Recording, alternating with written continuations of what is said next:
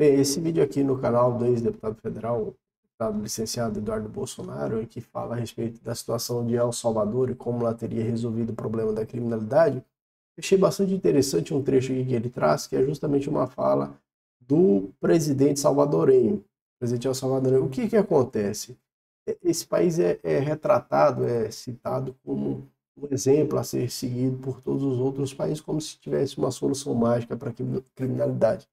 E eu tenho uma opinião muito particular a respeito disso, porque eu conheço o sistema de segurança pública há muito tempo, tem 15 anos já que eu me dedico à segurança pública no meu estado. Então eu conheço de uma forma bastante profunda, pelo menos a realidade do estado em que eu vivo, a segurança pública e como ela se desenrola, quais são os caminhos que é possível trilhar na segurança pública. Nós temos no Brasil uma legislação que ela protege demais as pessoas, protege demais. Claro, essa também é uma função do Estado, é o papel do Estado. Mas essa proteção em relação às pessoas também alcança aqueles que cometem infrações penais. Então, aquele que comete crime, por também ser uma pessoa, ele acaba sendo protegido. E esse é um problema verdadeiramente que existe no nosso sistema, que ele pode ser solucionado, né? Ele pode ser solucionado. Eu vou colocar essa frase aqui para a gente ver que é do presidente salvadorenho, e a gente vai poder comentar a respeito disso, que lá ele vai dizer o seguinte, que lá em El Salvador ele precisou remodelar o sistema como um todo, precisou trocar ministros da Suprema Corte, precisou trocar membros do Congresso Nacional, do sistema parlamentar, para que ele pudesse implementar as medidas que ele achasse que seriam importantes, e são essas medidas que, segundo ele, acabaram contribuindo para que se alcançasse os resultados atuais. Veja só.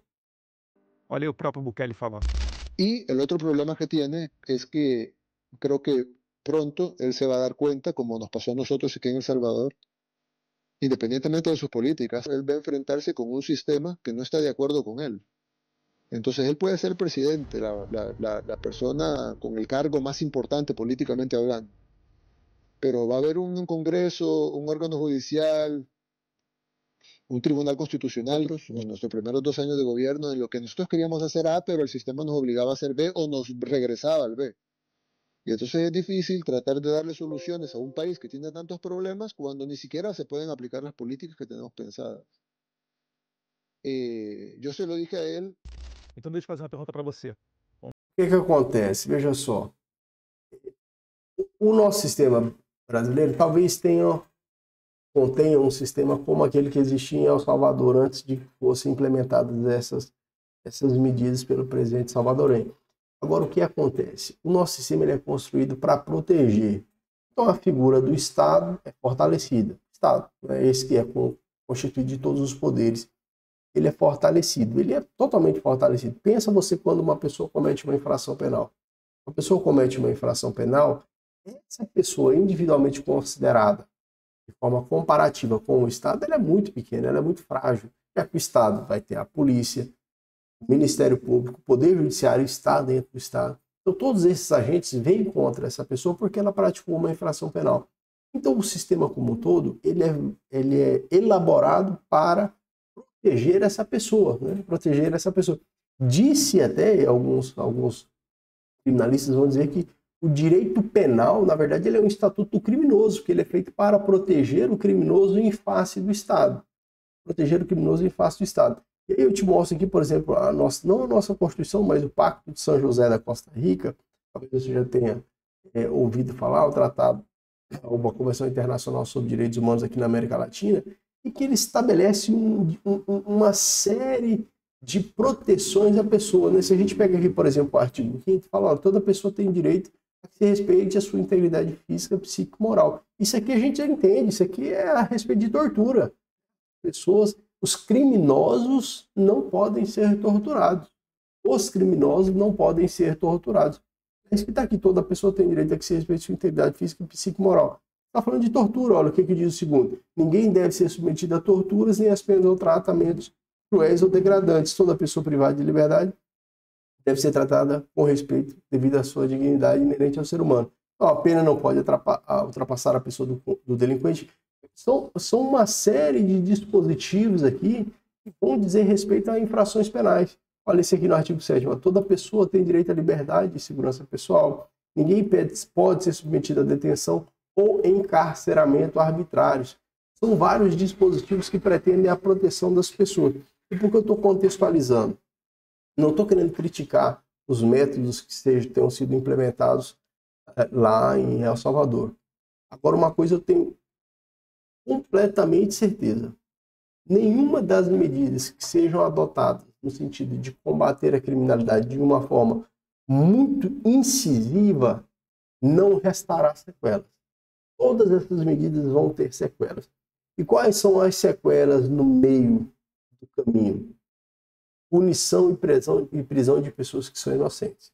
Eu digo isso porque eu constato isso no Brasil. O Brasil sendo um país que tem tantas leis que protegem, tantas leis que asseguram direitos às pessoas, tantas leis que são chamadas garantistas, ainda prende pessoas inocentes. O que dirá quando você estiver falando de uma situação que você estará relativizando, então, o direito dessas pessoas a um processo, o direito dessas pessoas a não ser submetidas à tortura, sabe? O direito a não ter essas proteções. Se você retirar essas proteções das pessoas, elas estarão vulneráveis, elas estarão expostas. Uma vez elas estando expostas, evidentemente essas pessoas poderão ser vítimas de quaisquer suplícios. Então, não é possível ele levar em consideração essa situação de El Salvador, como se diz que lá resolveu a criminalidade, como uma fórmula mágica que não tenha um preço a ser pago. Porque tem, com toda certeza. A gente vê alguns documentários na internet que retratam diversas pessoas dizendo que tem familiares que estão presos ilegalmente. Ah, mas isso aí não é mentira. Cara, não dá para saber, né? Como eu estou dizendo, eu já prendi pessoas que eram inocentes, né? Mais de uma vez pessoas inocentes. A gente, como ser humano, eu percebo que a gente tem uma sede de sangue, uma vontade de ver a justiça sendo feita, e a gente presume que aquela justiça que a gente vê noticiada pela televisão, fulano foi preso, traficante e tal, a gente presume que aquela pessoa deva e tal. Mas eu já vi, né? Infelizmente, eu já vi pessoas inocentes presas. Inclusive, eu já pedi prisão de pessoas que eram inocentes e que só vinha descobrir depois que a pessoa era inocente. Mas até isso o dano já teria sido cometido contra aquela pessoa. Então, é uma realidade que pessoas inocentes possam ser presas, porque elas são, infelizmente, pessoas inocentes são presas. Não são casos frequentes, mas são casos que existem. E quando você amplia o alcance punitivo do Estado, ó, vamos resolver a criminalidade? Vamos criar uma cadeia no meio da floresta amazônica, onde não vai ter acesso a telefone, a internet. O cara vai ficar isoladão, uma prisão lá para 100 mil presos, vamos colocar todo mundo lá. Se você relativizar os direitos dessas pessoas de uma forma assim, muito abrupta, você vai incorrer no risco de prender pessoas que sejam inocentes.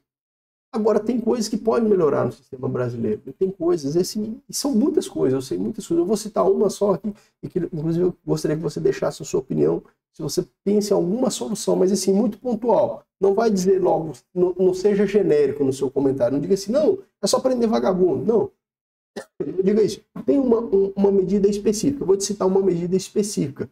E você nem precisa ser do direito para você entender. O que tem hoje no Brasil que poderia ser melhorado? Uma das coisas. O Brasil prioriza a forma demais. Então, se eu prender uma pessoa que está cometendo um crime, mas eu prendi essa pessoa praticando uma ilegalidade, aquela pessoa vai ser solta e não vai ser válida a prisão dela. Vou citar um exemplo, por exemplo. Uma pessoa fala para mim, ô Flaviano, dentro da casa do fulano tem droga. Ó, para eu entrar na casa dessa pessoa, eu preciso de uma ordem judicial. Já que eu não sei se ela tem de fato droga em casa, nem está em uma situação de flagrante delito. Então, para que eu entre na casa dessa pessoa, eu viole o domicílio dela, ou eu tenho que ter um mandado judicial, ou tenho que estar em flagrante delito. Não está em flagrante delito, porque eu não sei se tem droga lá. Se alguém me falou que tinha droga lá, percebe? E aí eu vou e entro mesmo sem a ordem judicial, e lá dentro da casa dela eu encontro as drogas. Opa, prendi. Levo isso para o juiz pergunta, mas você tinha ordem judicial? Não, não tinha. Ela estava em flagrante? Não, não estava, mas quando eu entrei eu vi que estava. O Brasil poderia convalidar essa situação, né? A pessoa não vai ser responsabilizada criminalmente, exceto se houver a ordem judicial, exceto se for constatado flagrante delito, mesmo que depois de uma violação ao domicílio. Então o policial violou o domicílio, mas lá dentro achou droga.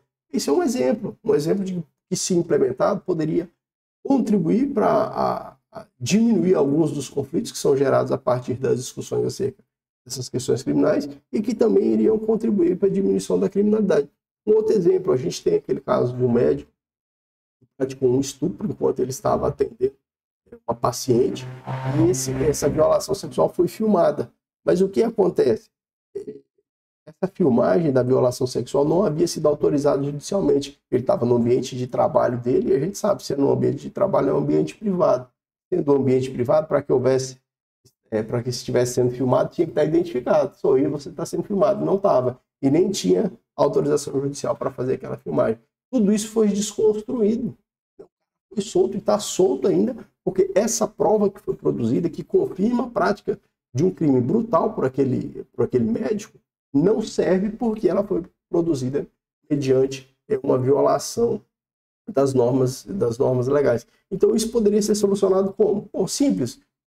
O Estado vai aproveitar aquela prova que foi produzida legalmente. Então, opa, essa gravação foi feita sem autorização judicial, o Estado vai aproveitar ela, mas o Estado vai punir também quem deu causa àquela gravação. Porque essa é a grande questão. O Estado quer punir quem deu causa, mas quer absolver o cara que cometeu infração penal que foi verificada a partir da produção de uma prova legal? Não, faça o seguinte, vamos aproveitar aquela prova. Pune-se, então, se eventualmente algum agente incorreu em algum crime, mas aproveita-se a prova e a condenação. Então, são várias medidas que podem ser levadas e implementadas no Brasil e que vão contribuir para melhora ou aprimoramento da segurança pública. Agora sim, nunca comparar situações, porque são situações diferentes, e também não relativizar achando que vai ser simples e que nenhuma medida terá consequências, porque realmente terão consequências sim.